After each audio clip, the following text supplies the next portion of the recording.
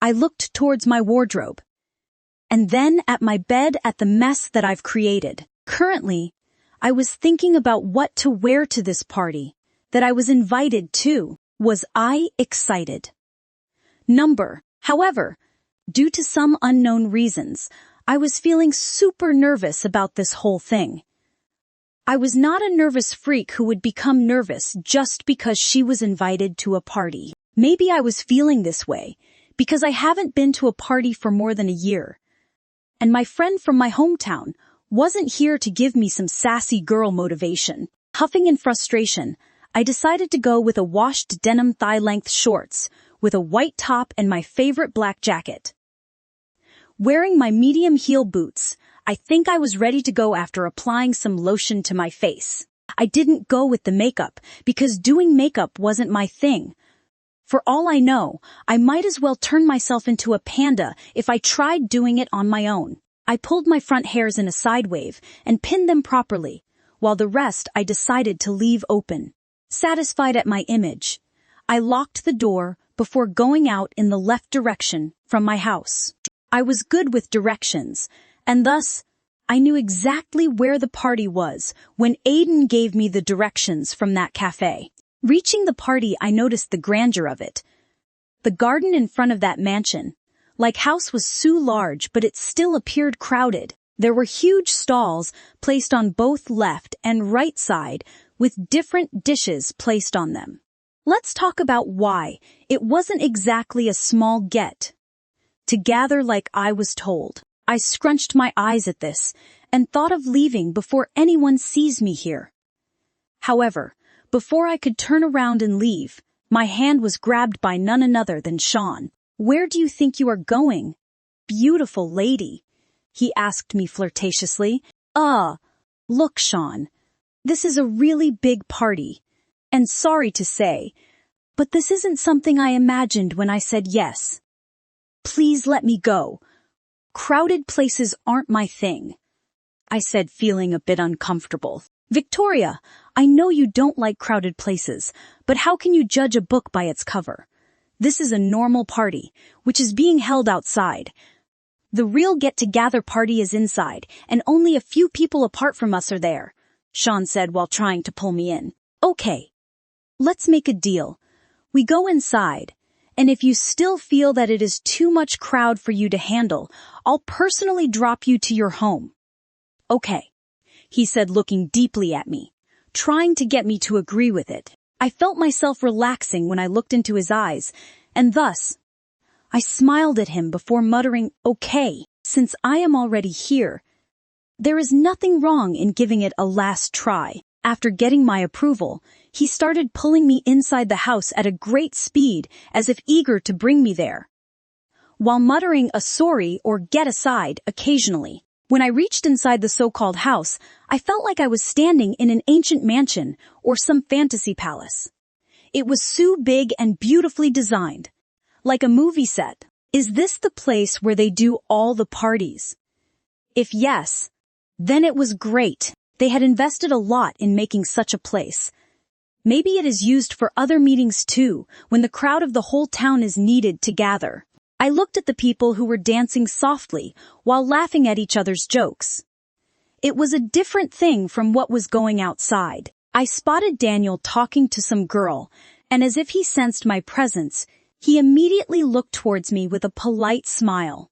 "So what is say? Do I still need to drop you there? Beautiful," Sean whispered in my ears. I shook my head at his words, looking around still dazed when he placed his hands on me while pulling me closer to himself. I felt a shiver run down my spine. A good kind of shiver. It didn't felt right when I suddenly started feeling a warmth creeping my body from where his hand was placed on my waist. I looked at him wide-eyed before he winked at me and pulled me towards the dance floor. I didn't know what was happening with me.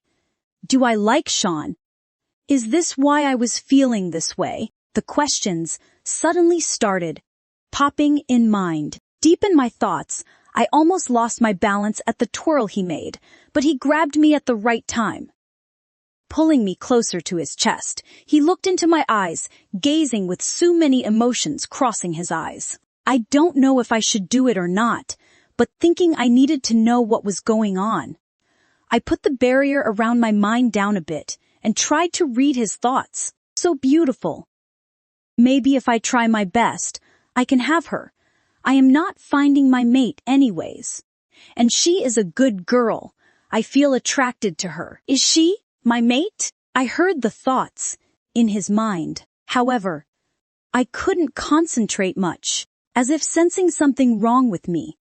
Like he knew I was trying to read him, he looked at me with shocked-filled eyes before leaving me from his grip. I stumbled on my boots, already expecting a fall when someone held me. The pleasant electric shocks were there again. I think I knew who held me. Standing straight, I turned around and was met by an angry face of none other than Alexander. What are you doing here, dressed like this? Couldn't you wear something appropriate? He suddenly muttered with anger-filled eyes. I looked at his eyes. They appeared so dark at the moment, as if trying to suck on your soul. A total contrast of what I remember from the morning. Suddenly remembering his words, I looked at my clothes. There was nothing wrong with my clothes. I have seen girls wearing shorter shorts than mine and a crop top that is more like a sports bra. But why the hell am I the only one being reprimanded? Look, Mr. Alexander, if you got a problem with my clothes, you can just turn around and go on. I was invited to this party, and thus I am here. I am not interested in a party of a psychopath anyways. I was here just because Daniel invited me. And I can see girls are wearing more fancy clothes than mine. So if you've got a problem with only my clothes, then let me phrase it. Go see a doctor, I shouted, not knowing why I was feeling so much angry at this. I took a deep breath in to control my anger and noticed something was wrong about this. I looked around and saw that everyone has stopped doing whatever they were and were now looking at us bickering. Just great, because this couldn't turn any less humiliating. Smiling in Daniel's direction. One last time I decided to leave the party.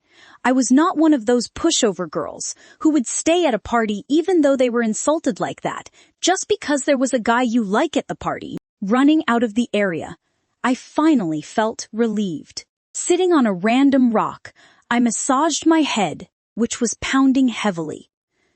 This was the first time my head was in pain just because I tried to read someone's mind. Usually, it won't take a toll for me to read hundreds of minds in a go. Maybe it is just because my mind hasn't read anyone since 6 to 7 months, and now that I used it, it took a toll on it. Sighing loudly, I was about to stand from the rock when I heard the rustling of leaves. It was only then I noticed that I was currently sitting in an area surrounded by huge trees.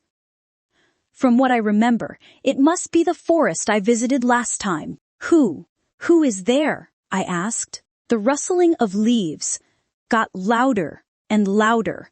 Before I could find myself a stick or something in my defense, I looked at the thing that has appeared in front of me. I dropped the idea of finding a stick because I wouldn't be able to defend my sorry ass. Even if I was holding a large wooden log, in front of me, a giant wolf was standing. His hazel brown eyes were set on me as if I was his prey. He was taller than me from what I could see, and with his bulky body, I didn't stand a chance against it. Taking out my phone with trembling hands, I tried to call someone while keeping a look at the wolf who was observing my each and every movement.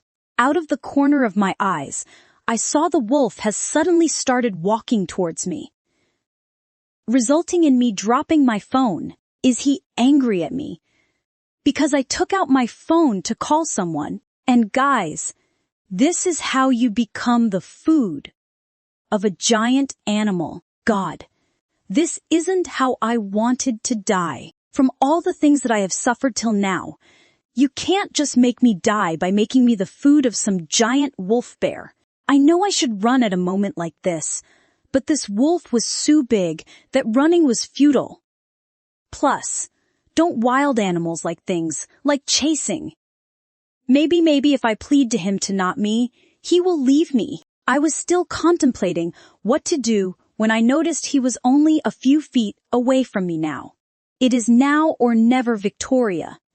You can do it. I prep-talked myself, immediately sitting on my knees. I started my begging. Seeing me sitting on my knees, the wolf tilted his head as if confused or thinking something. It was a good sign, I guess. Wolf bear, please don't eat me. Look, I am so skinny, and you are so big. You won't be able to feed your hunger properly if you eat me. Why don't I give you an address where a party is being held? If you like vegetarian food, you can eat anything from the counters, and if you are non-vegetarian, then you have the choice of eating so many people. It is a good bargain. Please, please spare me. I pleaded with my closed eyes. I was still pleading, thinking, what else to say when I felt a lick on my thighs that made squeal a bit. Is he tasting me? Maybe he wants to taste if the food he is going to eat is up to his standards or not. I thought in my mind, nodding at my explanation, before praying to God. Please don't like the taste. Please don't like the taste. I have applied body lotion today. Wolves have good smelling sense. Maybe he won't like the chemical in it. Please think that I am dirty and not suitable to eat. Before I could say or do anything else, the wild wolf sat in front of me before placing his head on my lap. I looked at the large wolf flabbergasted, not knowing what to do. Does he want me to pat his head? Or he is looking for a pillow to sleep on? This could be the case. Sleeping on this hard forest floor must be tiring and rough, and that is why he wants to sleep on my lap. I looked at his face, and God forbid me to say such a thing to a wild animal, but he was so cute. With his bright eyes opened looking towards me, he appeared like a domestic animal wanting to play with his friend. Gathering the little courage left in me, I placed my hand on his head, feeling his velvety fur. His fur was so thick that I wasn't able to see my hand once I placed it on him. I faintly heard a satisfied purr from him, and I think it was the cutest and loveliest voice I ever heard in my life. For the first time after a year, I smiled, genuinely happy. I met her today. My mate. It all began in the morning. Inside the university, everyone was happy because of my arrival, and a huge crowd was formed when I had entered the gate of the university. My alpha beta Daniel, Aiden, Sean, Matt, their mates all were there beside me. That is when I smelled her. That same intoxicating scent that had been keeping me on edge from last 3 to 4 Daltons YS. The smell whose trail my wolf has been trying so hard to find. Hey Alexander, I forgot to tell you something. We have a new member in our group, a human girl, Daniel said, immediately catching my attention. A human? Are you kidding me?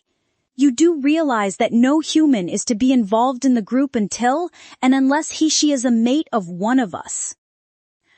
I asked, utterly confused by his decision. Normally, he was not the one to make such silly mistakes. Then why did he do it now? Alex, I don't know this feeling yet, but I think she might be my mate. I just don't know about it. I have this strange sense of care and love towards her, but I am still not able to make sure because she is a human. If she was a werewolf, it wouldn't have been so hard. Hey, Victoria, over here, I faintly heard Matt yelling to someone. I see where you are coming from, but you've got to understand that there are some procedures to everything, I said, trying to make it short, while my wolf was edging me to go and find our mate. The smell of my mate was getting incredibly close, and one thing was clear now. She was studying at this university. It won't be hard to catch her anymore. I understand, Alex. I cut off Daniel mid-sentence with my hand when I felt her presence near me. Smelling the air normally, I could tell she was standing very much near me. I turned around and was utterly shocked when I saw her. The most beautiful girl in my life. She was so dazzling that I couldn't take my eyes off of her. Her height was ideal considering she was my mate. I think she would reach somewhere little above my chest, and her hairs, they were so long and looked so smooth, like silk strands. Her eyes were an amber hazel color. She peeped a look at me and I stopped breathing, then there, shocked, not knowing what to do at this moment. She was human. I don't know what should I do. Should I go there introduce myself as her mate? But that would look too creepy. What if she rejects me thinking I am some kind of psycho? What should I do? I was screaming inside my mind, asking my wolf for help, but he on the other hand was a different story. He was edging on the surface ready to pounce on her and mark her his, which I must remind him, will be the nightmare of her life.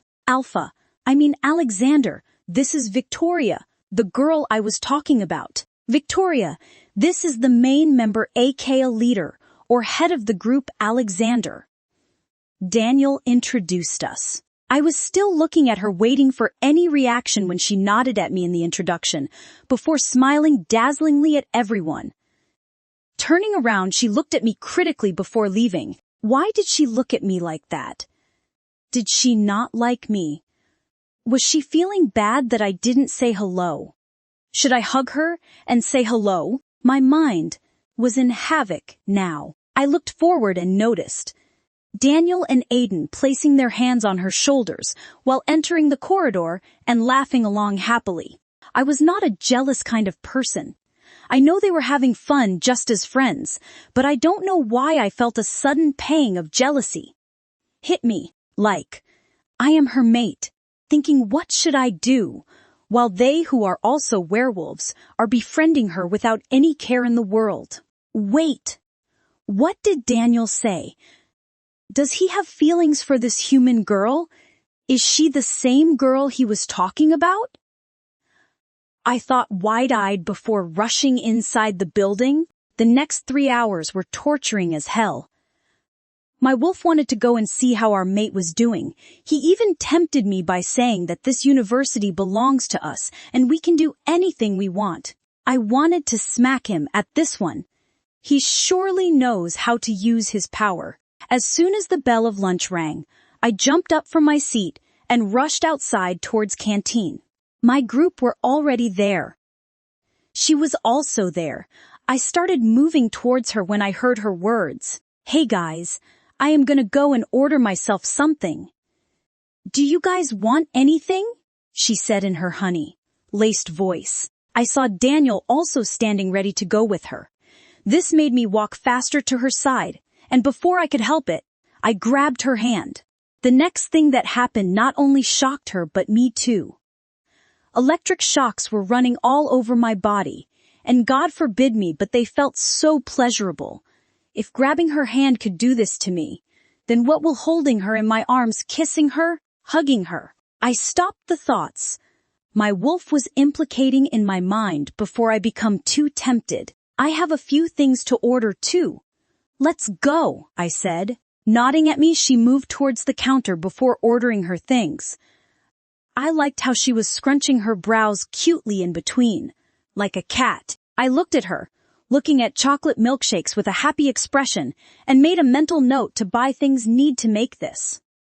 First thing in the evening today, she sat at a new table when she saw her seat was occupied there, which was of course accompanied by Daniel, and me, who has turned into a jealous freak over a day, also sat there. I don't know. It was okay for me to hate my alpha beta. Like that, I nibbled at my food and saw Daniel flirting with my mate in front of me. However, I couldn't help it currently either. I was already having a hard time controlling it. And it didn't help when Daniel was triggering my feelings like that. My barrier of control burst when he touched her hair's pulling hem behind her ears and then winked at her. My wolf unknowingly released an angry low growl of warning, shocking both me and Daniel. I looked at my mate who was busy wiping the spilt milkshake. I immediately stood from my seat and left, followed by Daniel. What was that all about, Alpha? He asked me. I don't know. if I should tell him anything or not. I couldn't tell him because I can't mark her yet. We have heard in many movies and stories that an alpha forces his mark on his mate and then they live happily ever after. But this was not the case here. If our mate turns out to be a human, it was the utmost rule of our pack, formed by our ancestors 200 years ago, that no human is to be marked without his consent and full authority with him, knowing all the truth about your species and presence. I know this will put our identity to risk if the human does not agree. And thus, we are allowed to make them drink a special potion that lets them forget about us. And I, being the Alpha King, can't risk it. I can't risk being rejected by my mate. Moreover, I can't risk if the word gets out that I was rejected by my human mate. That is why it was important for me to keep this secret until and unless I tell her everything and rest, the fate will decide. Nothing. I think I smelled a rogue somewhere around me, I said, quickly finding an excuse. A rogue. Let me check with the border security's Alpha. No need to worry. You can go home rest assured. Don't forget about the party after college, he said, leaving me with my thoughts. Peeping inside the canteen from the window, I looked at my mate who was eating like a hungry pup. How cute, I muttered before going home to decide what to wear on this special occasion of meeting my mate. Tea. After the college hours ended, almost everyone started to gather outside the mansion to party. That is how things worked here. Only a few people were given liabilities to come inside the mansion, and rest enjoyed the party outside. Most of the people partying outside were humans and elders, who couldn't care less about whether the party was being held inside or outside. Wearing my tuxedo, I was standing on the upper staircase, waiting for her. After around half an hour of waiting, I finally smelled her. She entered the mansion with Sean. What was Sean doing with her? I tried to heighten my hearing amid the music and heard his words. So what is say? Do I still need to drop you there? Beautiful? I heard him say and relaxed that he was the reason why she decided to come inside. Looks like I need to praise him someday. However, all the good thoughts about him vanished when I saw him pulling her closer to his chest while dancing on the dance floor. Not being able to take it anymore, I started walking towards them and noticed Sean's shocked face. What the hell was going on there? I started walking a bit faster and immediately rushed when I saw Sean losing his grip around her, causing her to stumble. Rushing to their side, I quickly moved my hands to hold her before she fall because of this irresponsible Sean. Alexander's point of view. Holding her, I felt the same goosebumps that I felt in the morning. The pleasurable thoughts started forming again. I looked at her attire of clothes and felt myself getting aroused and jealous at the same time that she had been showing those long milky legs to men other than me. Her body was only for me to see, especially when she attracted so much attention and men towards her. Feeling my temper losing, I looked in her eyes that were turning from normal to shock. What are you doing here, dressed like this? Couldn't you wear something appropriate? I yelled at her involuntarily. I was shocked at my own words. I know I didn't like that she had been flashing her milky white legs to everyone, but that doesn't mean she was wearing anything inappropriate. I was about to apologize when I looked at her angry face and heard her. Look, Mr. Alexander, if you got a problem with my clothes, you can just turn around and go on. I was invited to this party, and thus I am here. I am not interested in a party of a psychopath anyways. I was here just because Daniel invited me. And I can see girls are wearing more fancy clothes than mine. So if you've got a problem with only my clothes, then let me phrase it, go see a doctor, she said, looking at me still angry. I know the Alpha King, was being reprimanded in front of so many people, but don't know why rather than feeling angry. I was feeling immensely proud of my mate. I liked how she stood for herself and didn't take a shot even from me. I liked how she looked so bold and dominating. From start to end, her eyes didn't waver even for a second, showcasing how strong she mentally was. And was it wrong that I was feeling extremely aroused at this moment? I was busy with my thoughts and didn't notice when she left the party. Alpha, are you okay? Why did you tell her? I don't understand. Look at Lexi. She is roaming around almost in a bikini yet. You shouted at Victoria even when she was wearing one of the most decent clothes. Do you know how hard it was to persuade her in coming today?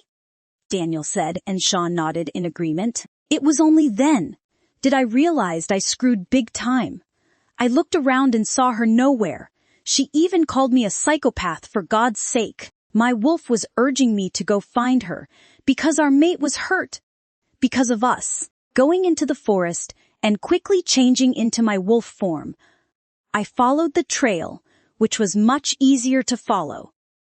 Now that I've seen her, soon I spotted her sitting on a rock near the road inside the forest. She was busy cursing me. I padded slowly towards her to not shock her. But my idea was busted because of the rustling of leaves I caused. Looking at her shocked expression, I remembered I was in my wolf form, and I can't just change back in my original form right in front of her. Thus, I didn't have any other choice than going towards her like this only. She was scared, I could see. Everyone would be. Still, I decided to go towards her, bowing my head in submission to let her know I don't mean any harm. I don't know what crossed her mind, that she immediately fell on her knees and started begging me. Wolf Bear, please don't eat me. Look, I am so skinny and you are so big. You won't be able to feed your hunger properly if you eat me. Why don't I give you an address where a party is being held? If you like vegetarian food, you can eat anything from the counters. And if you are non-vegetarian, then you have the choice of eating so many people. It is a good bargain. Please spare me, she said. And let me tell you, this was the funniest thing I've ever heard. She was so cute that if I was in my human form, then I would have just hugged her tightly and kissed her all over the face to tell her how cute and lovely she was. Looking at her milky white thighs that were exposed to me, I couldn't help my wolf when he decided to lick them. Oh, the taste of her. It was so mouth-watering. Her smell was making us go haywire here. She doesn't know how much I wanted to shred her clothes and just lick every inch of her body then and there, thinking against the idea that it wasn't good to have those pervy thoughts about our mate. I took a deep breath in before sitting in front of her and placed my head on her lap. This was the most, as a wolf, I could do to show my no-harm attitude. Luckily, she understood me and even started patting my head with her soft hands. I can't explain how calm and tranquil I was feeling at that moment. Now I truly understand why Father used to always say that your biggest peace is in the arms of your mate after your mother. I was truly at peace now. I know I fucked up big time in my human form, but I'll try to gain her back. One thing was sure now. I can't live without her. Now that I have tasted heaven, I won't continue to live in hell.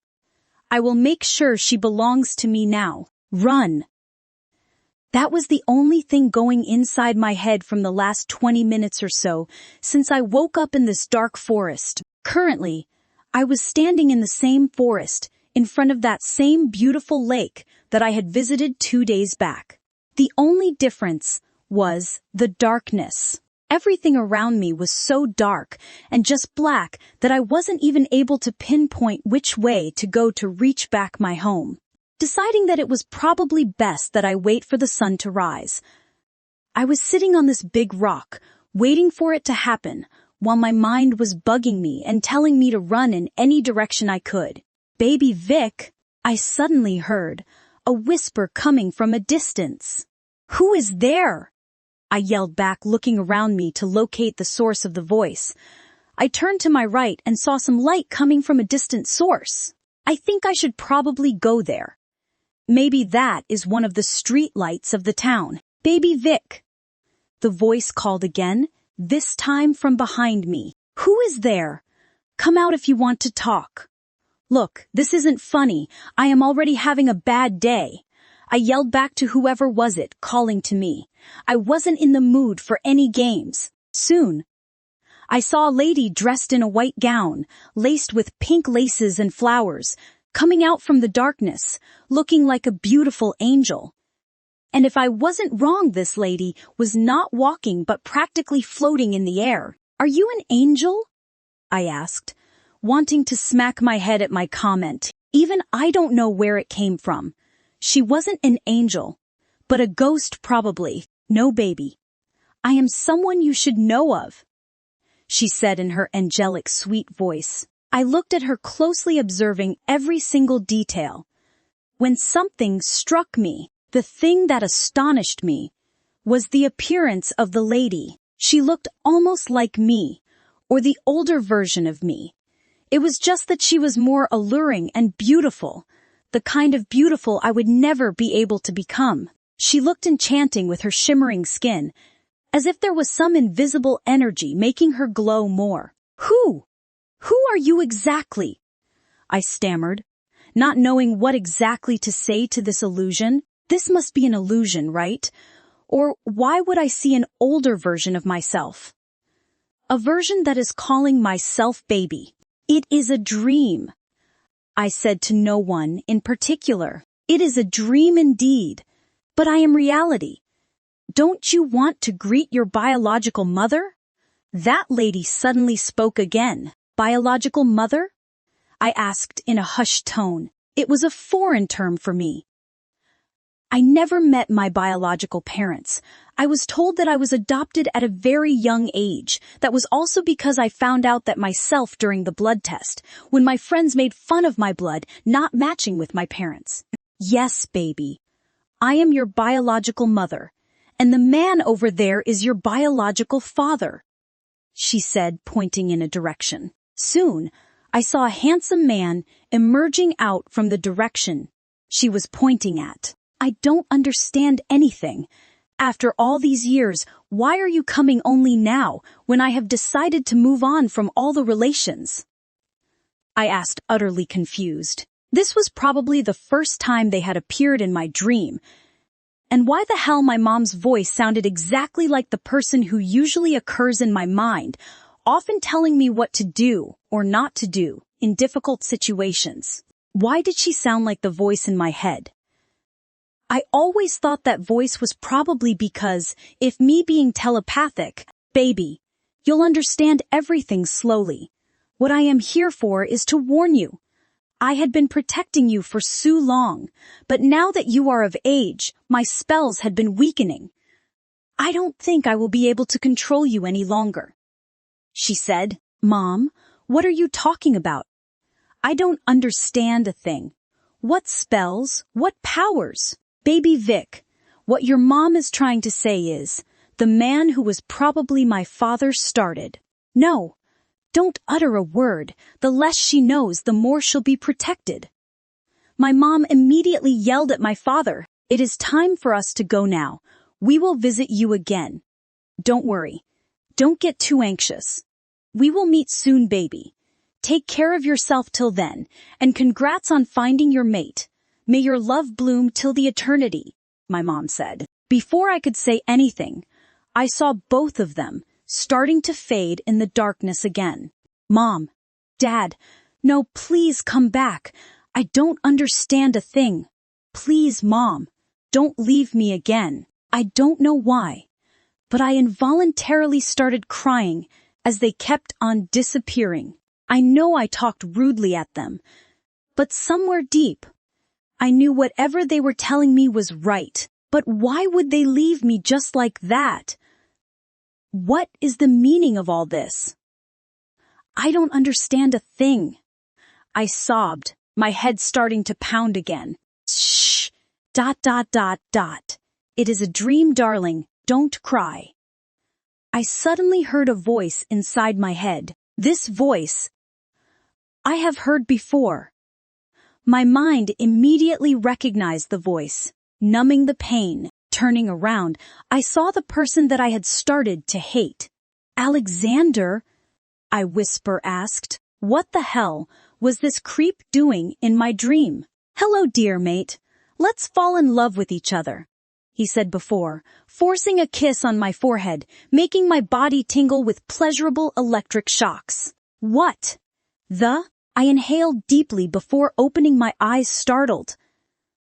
I looked around in a hurry and relaxed when I saw no one. I don't know why, but that kiss on my forehead felt so real. It was like he was here and had kissed me on my forehead. Touching my forehead confused, I looked at the window that was left open by me yesterday to let the cool air in. It is just another illusion, I thought. Maybe I dreamt of it because of how hot I found him. I reasoned with myself. To be honest, apart from his confusing attitude, I think everything is great. He was the typical hot guy types that can have all girls swooning over him. What would it feel like to have that man for me? Will that make all other girls jealous? Shaking my head at my stupid thoughts. I remembered the dream I saw just now. It was probably nothing. Maybe it is because I have been missing my dad too much. That is why I am seeing now illusions of my biological mom and dad. The next day, at university, today, I decided to wear an oversized hoodie that is covering more than half of my face. To save my ass. I know what I did yesterday was a little bit exaggerated. I mean, Daniel and his friends were so good to me these past days, even helping me get over my sadness unknowingly, and in return I insulted the main member of their group that they respected so much, practically insulting them. Entering the university gate, the first thing that I noticed was them standing in the parking lot, beside a red Bugatti. Pulling my hoodie down a bit so that my face is covered properly, I dashed towards the entrance of the university, with my eyes constantly on the group to make a sharp escape. However, my oh-so-genius plan, as always, didn't work, and before I could even take 10 steps, my hoodie was pulled back by someone. Geez, look at you, Victoria. What are you doing being so secretive and all that?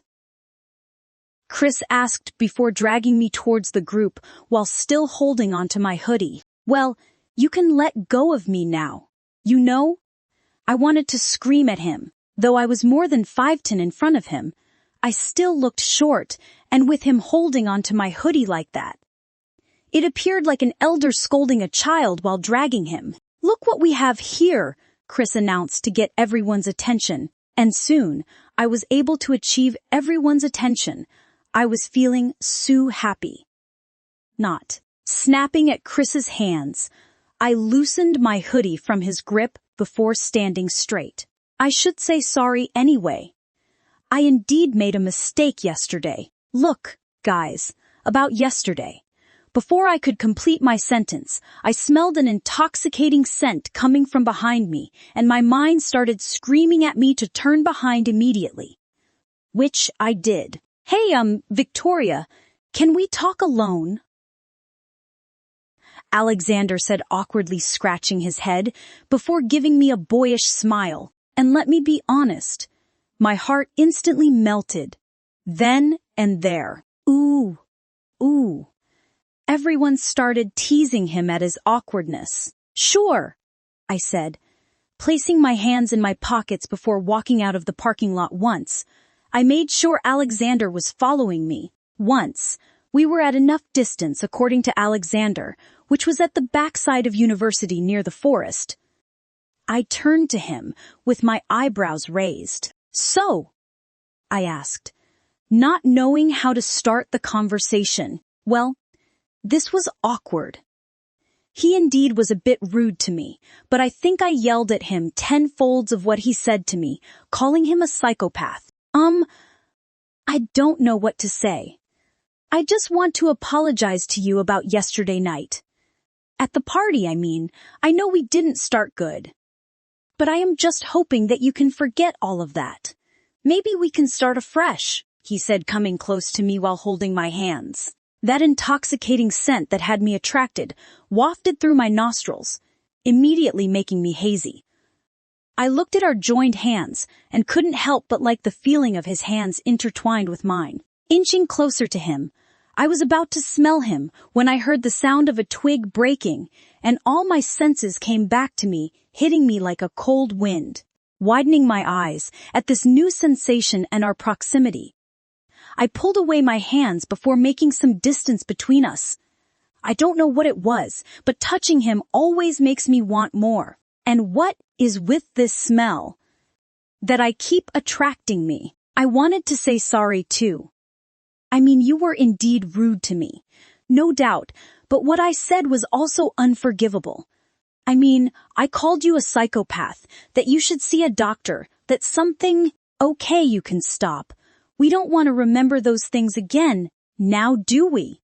He laughed awkwardly. Yeah, you are probably right. I laughed along when I realized I was about to insult him again by repeating those words. So friends?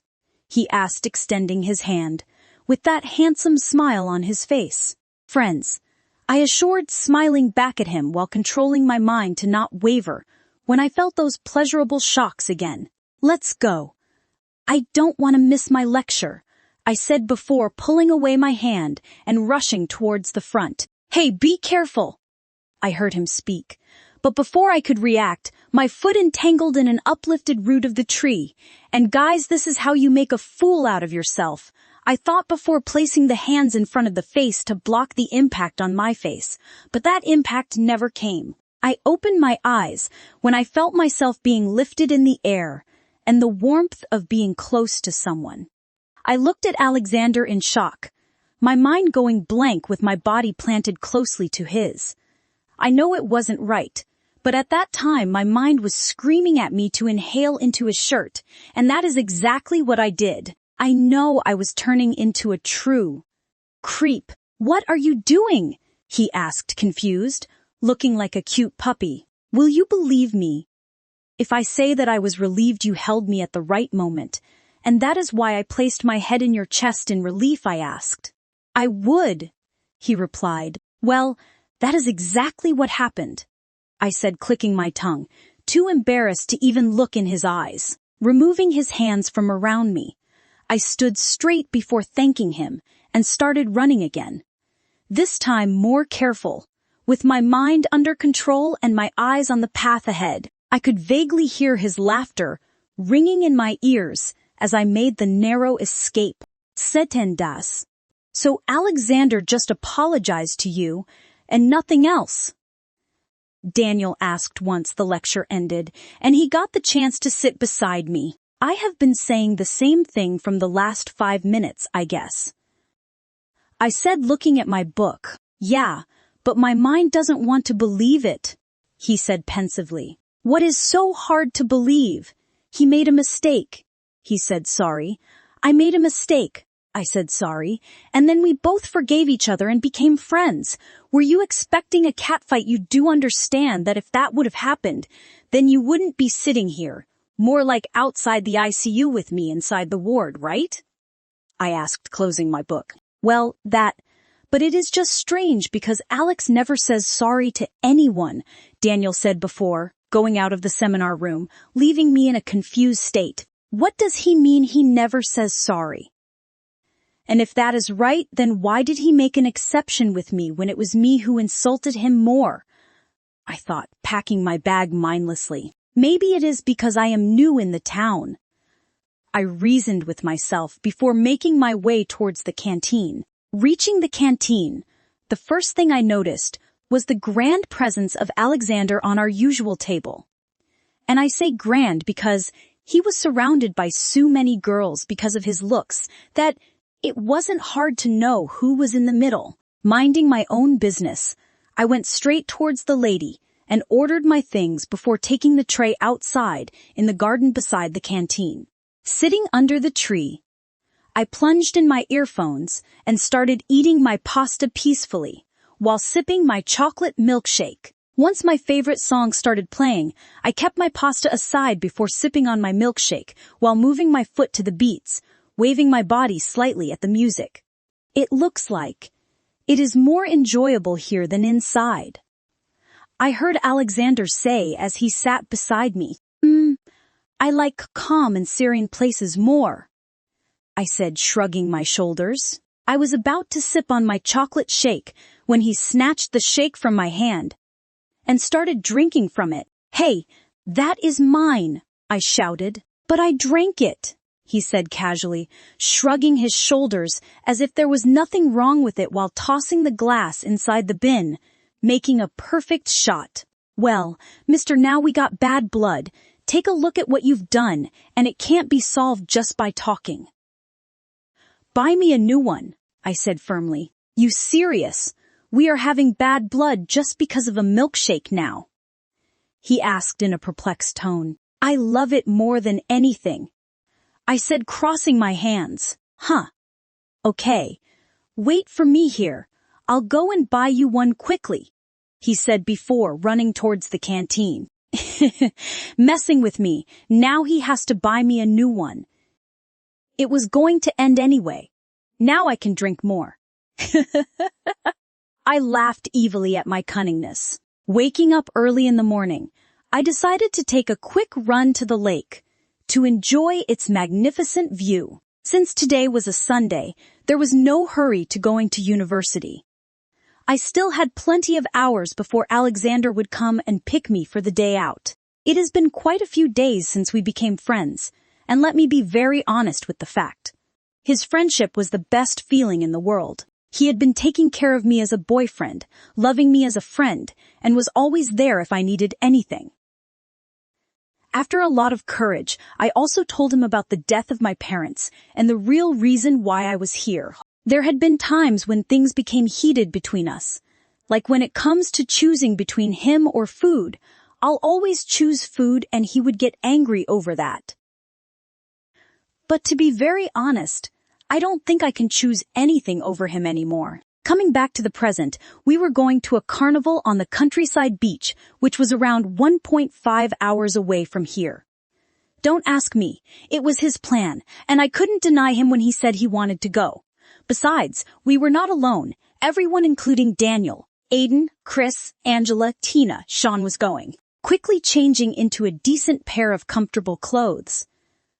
I locked the door before running towards the lake. It was looking more beautiful than I expected, with the sun just above the horizon, spreading its redness both in the sky and on the lake.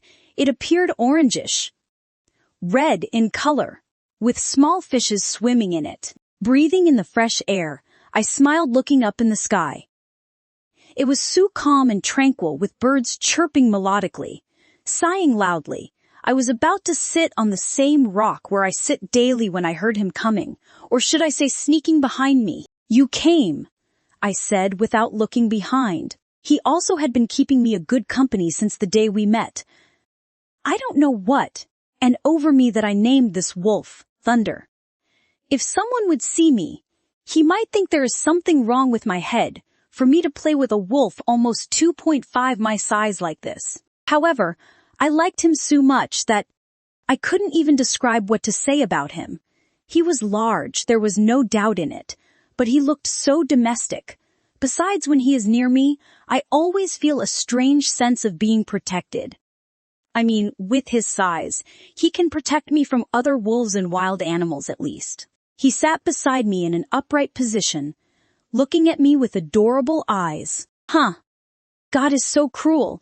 Even a large animal like you looks more adorable than me, I said before, ruffling his fur. He would look offended whenever I would touch his ears, but I knew he liked it because he would always release a small bowl whenever I stop. You know, today I am going to a carnival with my friends. Do you know what a carnival is? How would you know? It is somewhere where we humans can play and have fun. There are lots of rides, interesting things, shops and food. Do you guys have something like this? Maybe you guys collect hunted animals and place them in between before enjoying the feast? Maybe that is your kind of party, I guess? I mumbled to no one in particular. I might not come in the evening to meet you. Will you miss me? I asked as I laid my head on his back while ruffling him. A small howl from him confirmed that he would miss me. I know it was pretty insane to talk with him. He might not even understand most of my words, but something in the look he throws at me every time I share something with him tells me he gets everything I tell him. Time passes so quickly when I am with you. If you were a man like the Jacob one in the Twilight movie, I would have taken you to my home so that we could always be together, I said, then laughing at my imagination. Was it even real for a human to change into a wolf?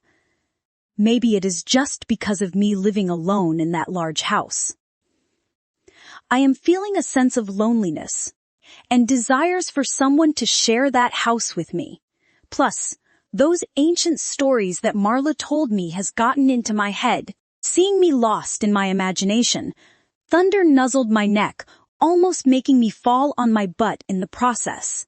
You are so cute, I don't think. My housegate will be able to take you in. Besides, people in the town will get scared if I take you. We'll meet again tomorrow, okay? I asked while kissing his head multiple times. I don't know why, but I always feel like I should coax him. Showing adoration and love to him always makes me happier, which in turn makes me love him more. Kissing him goodbye.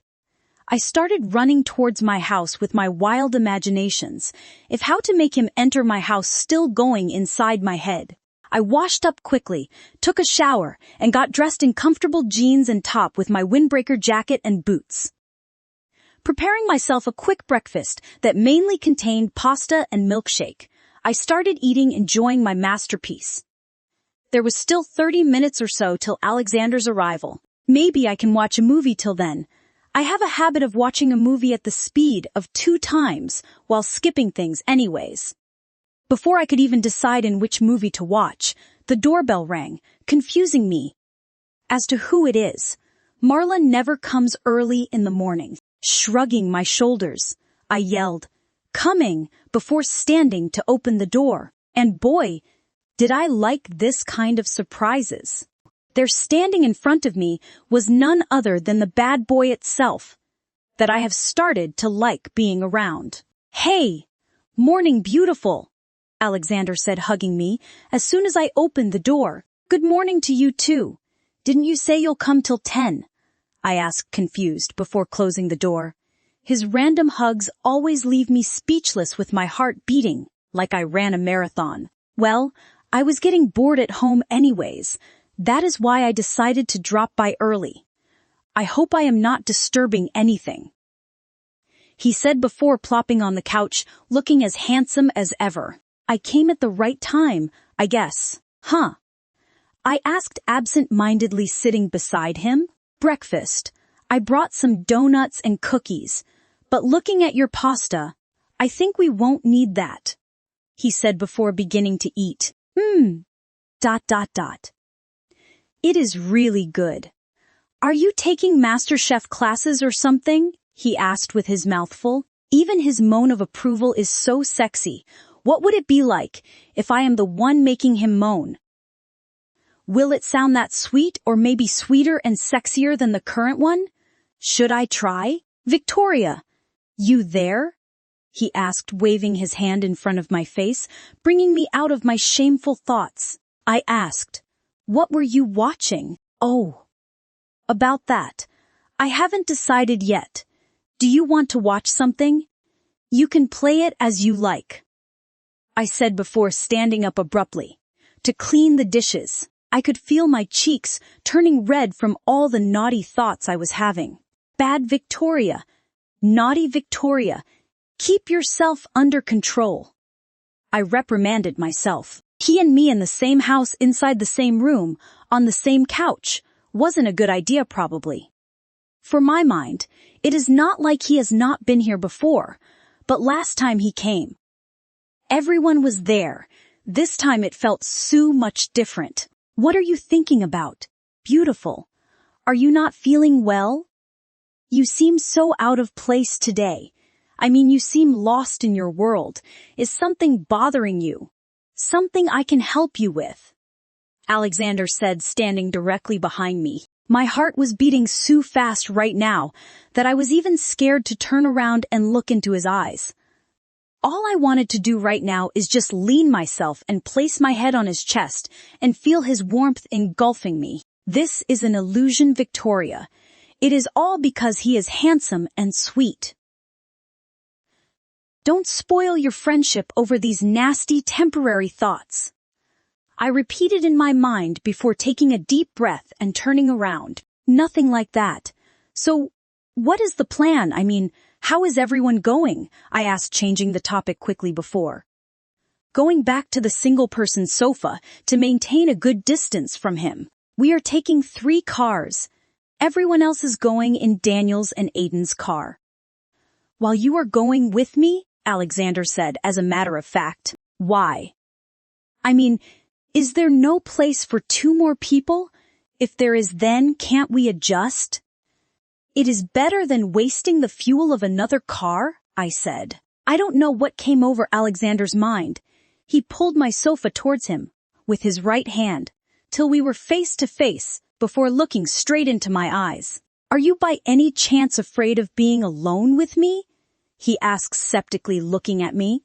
Was I afraid? Yes, I was afraid of our proximity. I was afraid that I might do something sinful, or say something sinful that can ruin this beautiful friendship. I was afraid of losing him. But was I really afraid to be alone with him? I thought. Don't worry. I won't kiss you without your permission, he said out of the blue. Huh? Just kidding, beautiful. Look at yourself acting like a kitten. You are so cute that I can't help but tease you more to get those cute reactions out of you, he said before stroking my chin. I think we should get going. Let me bring my purse real fast, I said before, rushing towards my room upstairs. I could faintly hear his laughter as I closed the door before leaning on it to calm my heart. Taking my purse quickly, I went downstairs. He was nowhere in sight. Probably went outside already. Locking the door, I sat in the co-pilot seat of his SUV. I turned to him to ask if others already started their journey. But before I could say something, I saw him leaning towards me, his face getting incredibly close to mine. The first thing we do when we start a journey is to put on our seatbelt, he said before placing my seatbelt in place. I don't know if it was just me, but I think I saw him briefly looking at my lips before he sat upright in his seat. Let's go, shall we? He said, giving me one of those handsome heart-melting boyish smiles, making my heart flutter again. Oh boy! What was happening to me? Was I turning into a freak now? How will be ever able to resist his charms at this pace? I thought inside my mind, before looking outside the window enjoying the view. Reaching the carnival, the first thing that I noticed was the large Ferris wheel and the huge roller coaster, making everyone scream in fear, wanting to ride it already. Let's go, beautiful, Alexander said, opening my door like a chivalrous man. Huh? When did he even leave the car? Looks like chivalry isn't dead yet. I laughed along with him before exiting the car. Of course, my lady, he replied, laughing along. Closing the car door behind me, he placed his hand at my back, just above my waist, leading me towards the entry of the carnival, making pleasurable tingles run down my body. Can you not place your hand on my back like that? It is uncomfortable, I shyly said.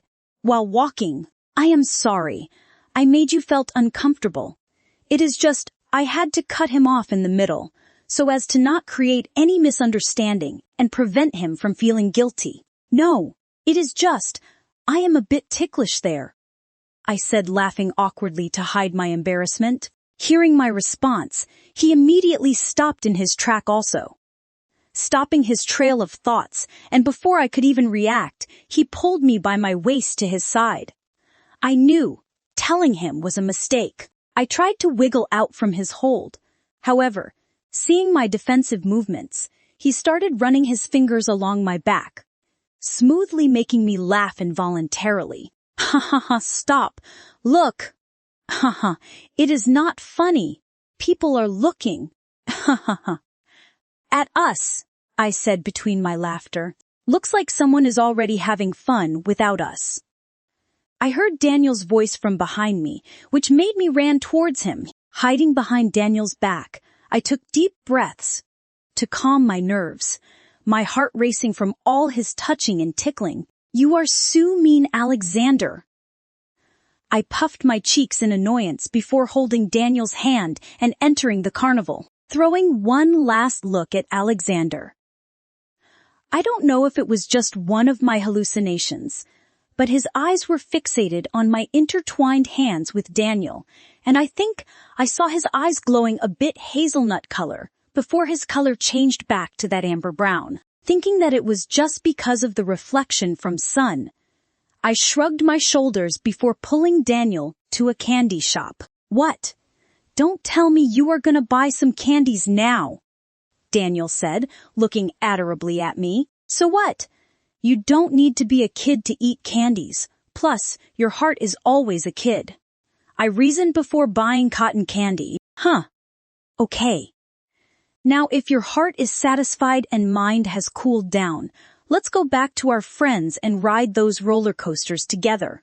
"Okay," Daniel asked, to which I nodded my head in agreement, reaching back to where the group was standing in a line to ride a small-scale roller coaster. I stood with Daniel in the back to avoid Alexander, who was standing in front. As if he sensed our presence, he immediately turned back once we stood there, giving me a complicated look. "This roller coaster is the smallest one with the least turns.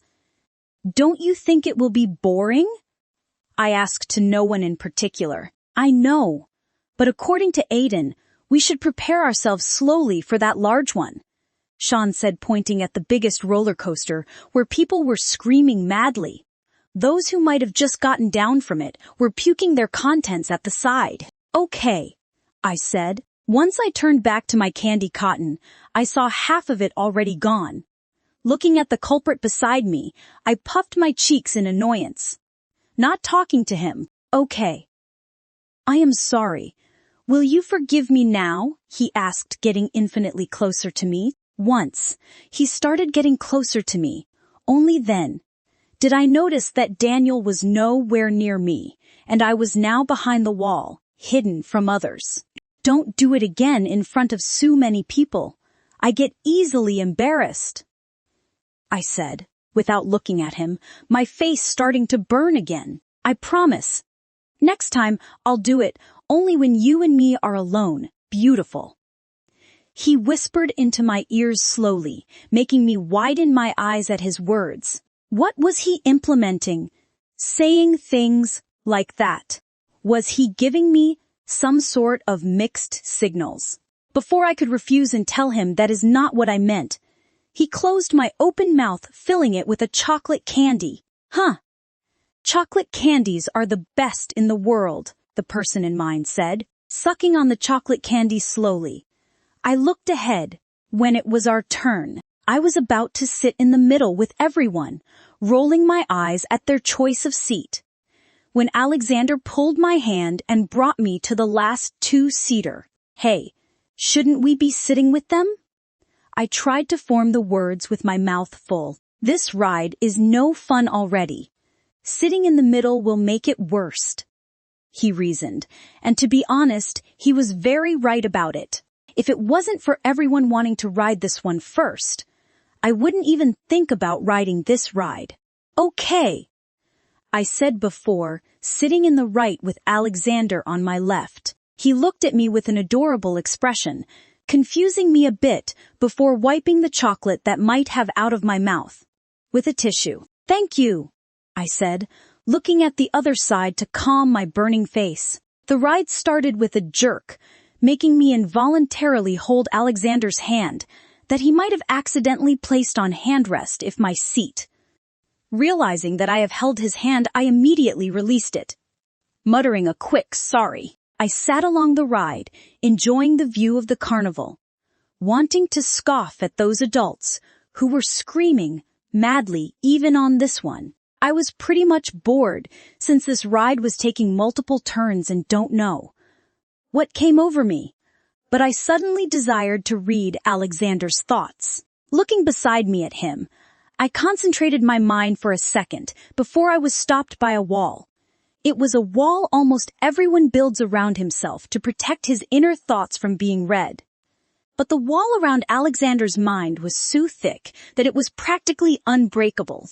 As the quote go, "Curiosity kills the cat," the wall around Alexander's mind made me more eager and curious to read his thoughts.